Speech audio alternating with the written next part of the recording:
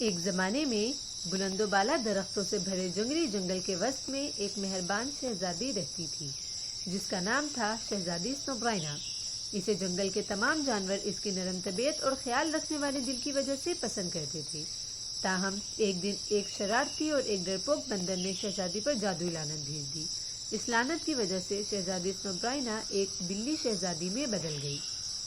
جنگل غم سے بھرا ہوا تھا کیونکہ ان کی پیاری شہزادی زارا کے شیطانی جادو میں مبتلا تھی۔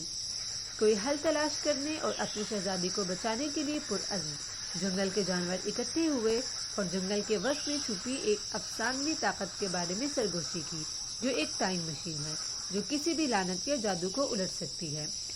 پرجوش اور متجسس شہزادی سنوبرائنا نے اپنے وفادار جانوروں کے دوستوں کی مدد سے پراسرار ٹائم مشین کو تلاش کرنے کی جستجو کا آغاز کیا۔ راستے میں انہیں بے شمار رکاوٹوں کا سامنا کرنا پڑا۔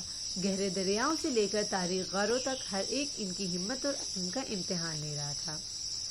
آخرکار ایک طویل اور کٹھن سفر کے بعد وہ جنگل کے وسط میں پہنچے جہاں ٹائم مشین ان کا انتظار کر رہی تھی۔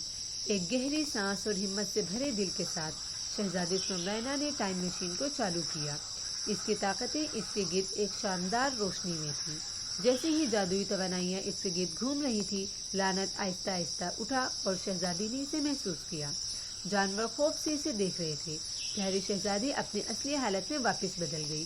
اس کی مہربان مسکراہٹ پہلے سے زیادہ روشن تھی۔ لعنت کے ٹوٹنے اور زارا کی شرارت کی شکست کے ساتھ جنگل خوشی کے جشن میں پھوٹ پڑا۔ جانوروں نے شہزادی سنوبرائنا کی بہادری اور بے لوثی کے اعزاز میں رقص کیا اور گانا گایا، اور اس طرح شہزادی سنوبرائنا نے جنگلی جنگل پر حکمت اور شفقت کے ساتھ حکومت کی۔